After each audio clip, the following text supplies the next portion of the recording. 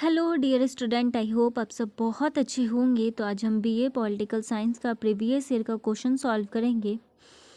तो जिसकी बुक का नाम है क्लासिकल पॉलिटिकल फिलॉसफी। तो इसके प्रीवियस ईयर के क्वेश्चन के आंसर को हम डिस्कस करेंगे। तो आइए शुरू करते हैं अपने प्रश्न के उत्तर को, जिसमें प्रश्न है मेकियावेली के द प्रिंस में वर्णित शासन कला के मुख्य तत्वों का मूल्यांकन कीजिए। तो जो द प्रिंस में वर्णित शासन कला के बारे में दिया गया है उसी का हम मूल्यांकन करेंगे। ठीक है, तो आइए अपने प्रश्नों उत्तर की शुरुआत करते हैं।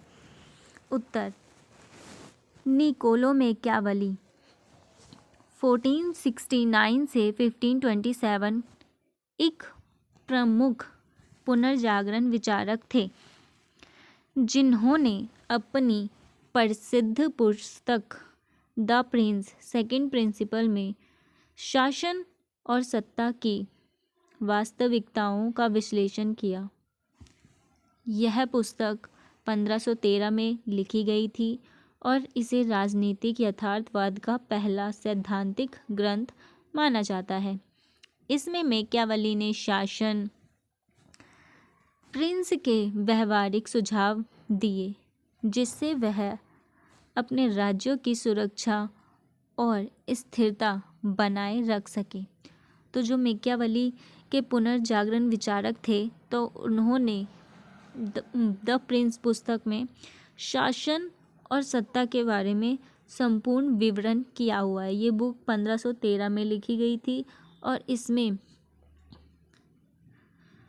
मेकियावेली के शासन के सुझाव दिए गए हैं कि एक शासन जब होता है तो किस तरीके से शासन चलाना चाहिए, एक राज्य की सुरक्षा के ऊपर, स्थिरता के ऊपर इसमें वर्णन किया गया है। ठीक है,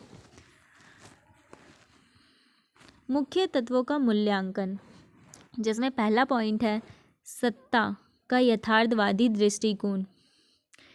मेकियावेली ने आदर्शवाद को त्याग कर सत्ता और शासन के व्यवहारिकता पर जोर दिया। उन्होंने कहा कि नैतिकता और आदर्शों से अधिक शासन के लिए यह आवश्यक है कि वह सत्ता को बनाए रखने और राज्य की स्थिरता के लिए कठोर कदम उठाए। उन्होंने आदर्शवाद को त्याग कर अपनी सत्ता को कठोरता से अपनाने का कदम उठाया। ठीक है, मूल्यांकन, यह दृष्टिकोण उस समय के राजनीतिक अस्थिरता वाले इटली के लिए उपयुक्त था। हालांकि यह नैतिक मूल्यांकनों की अपेक्षा करता है और केवल परिणामों को महत्व देता है। इसे आज के संदर्भ में क्रूर माना जा सकता है। तो ये क्रूरता का माना जाता है, ये केवल परिणामों पर ध्यान देता है। दूसरा पॉइंट है मेकियावेली नैतिकता। मेकियावेली का मानना था कि शासन को सफल होने के लिए नैतिकता की सीमाओं से परे जाना चाहिए। उन्होंने एंड जस्टिफाइड द मीन का सिद्धांत प्रस्तुत किया। मूल्यांकन, यह शासन को अत्याचारी बनाने की छूट देता है। हालांकि यह व्यवहारिक राजनीति के लिए उपयोगी हो सकता है, लेकिन नैतिकता से विवादास्पद है। मतलब इनका मानना था कि हमें शासन को सफल बनाने के लिए किसी भी सीमाओं का, किसी भी नैतिकताओं का हम उल्लंघन कर सकते हैं, जो कि यह विवादास्पद है। अब देखते हैं तीसरा पॉइंट, भय और प्रेम का संतुलन। मेकियावेली ने लिखा था कि शासक को जनता से अधिक भयभीत होना चाहिए, ना केवल प्यार पाने का प्रयास करना चाहिए। उन्हें तर्क दिया कि भय लंबे समय तक सत्ता बनाए रखने में मदद करता है। मूल्यांकन, यह सुझाव व्यवहारिक हो सकता है, लेकिन एक ऐसे समाज को जन्म देता है जो डर के माहौल में रहता है, जिसमें जन असंतोष भी बढ़ सकता है। तो इनका मानना यह भी थे कि शासन के अंदर भय होगा तभी शासन लंबे समय तक चलेगा, जो कि समाज में असंतोष पैदा करता है। चौथा पॉइंट है सैन्य शक्ति पर जोर। मैकियावेली ने कहा कि एक शासक को हमेशा मजबूत और स्वायत्त सैन्य बल पर निर्भर रहना चाहिए। उन्होंने भाड़े के सैनिकों और सहयोगी नेताओं पर निर्भरता को राज्य के लिए घातक माना है। मूल्यांकन। यह तत्व एक स्थिर और मजबूत राज्य के लिए महत्वपूर्ण है, लेकिन केवल सैन्य बल पर जोर देना एक समाज के सेनावादी बन सकता है। मतलब इनका मानना ये भी था कि एक शासन के अंदर जो एक सैन्य बल है, एक शासक को सैन्य बल पर निर्भर रहना चाहिए, उनका खुद का सैनिक होना चाहिए, ना कि भाड़े के सैनिक होने चाहिए, जो एक राज्य के लिए घातक भी हो सकते हैं, जो भाड़े के होंगे। तो इनका मानना ये भी था।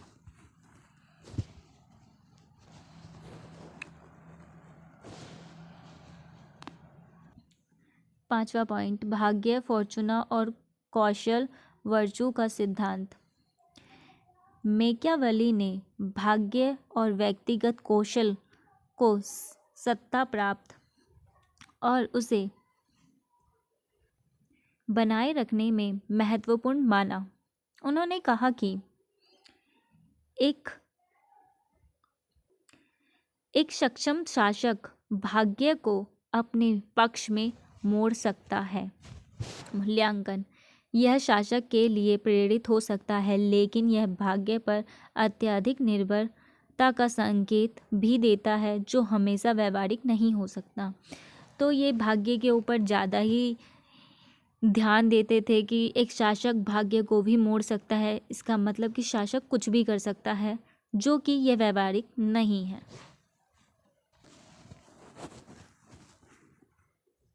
छठा पॉइंट देखते हैं, जिसमें है धर्म और नैतिकता का राजनीतिक उपयोग। तो मैकियावेली ने धर्म को शासक के लिए एक उपकरण के रूप में देखा। उनके अनुसार धर्म का उपयोग जनता को एकजुट और अनुशासित रखने के लिए किया जाना चाहिए। मूल्यांकन। यह दृष्टिकोण धर्म के वास्तविक मूल्यों का उपयोग नहीं करना, बल्कि इसे एक राजनीतिक साधन के रूप में सीमित करना है। यह धार्मिक संस्थानों को कमजोर कर सकता है। ठीक है, फिर देखते हैं द प्रिंस के योगदान और आलोचनाएं, जिसमें योगदान है, जिसका पहला पॉइंट है राजनीतिक के यथार्थवादी दृष्टिकोण की नींव रखी। दूसरा पॉइंट है सत्ता की संरचना और इसे बनाए रखने के लिए कठोर सुझाव दिए। तीसरा पॉइंट है पुनर्जागरण युग के राजनीतिक दर्शन को स्पष्ट किया। इसकी कुछ आलोचनाएं भी हैं, जिसका पहला पॉइंट है नैतिकता और मानव मूल्यों की अपेक्षा। दूसरा पॉइंट है अधिनायकवादी शासकों को प्रेरित करने का आरोप। तीसरा पॉइंट है सत्ता के दुरुपयोग को प्रोत्साहित करने वाली शिक्षाएं, जो कि इसमें पूरी तरह हमने अभी तक जो जाना है, इसमें यही दिखाया गया है कि सत्ता का दुरुपयोग। अब जानते हैं निष्कर्ष।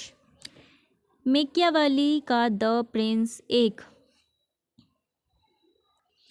युक्तकारी रचना है, जिसने राजनीति को नैतिकता के अलग करके व्यवहारिक रूप में प्रस्तुत किया। हालांकि इनके विचार आज भी बहस का विषय है।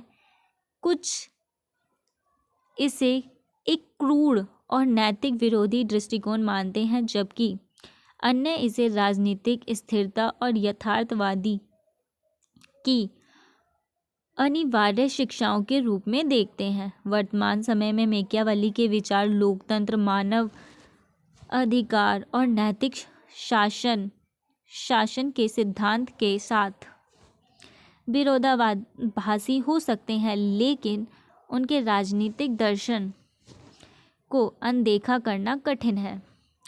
तो पूरी कहानी में यही बताया गया है कि जो मैकियावेली है वो थोड़े जो शासन करते समय कठोर दिखाए गए हैं, जो यथार्थवादी सोच को दिखाता है। बहुत लोग इसे सही भी मानते हैं, बहुत लोग इसे गलत भी मानते हैं, जो कि ये आज का विवादास्पद दृष्टिकोण है। तो हमारा आंसर यही होता है कंप्लीट। तो आज के लिए थैंक यू।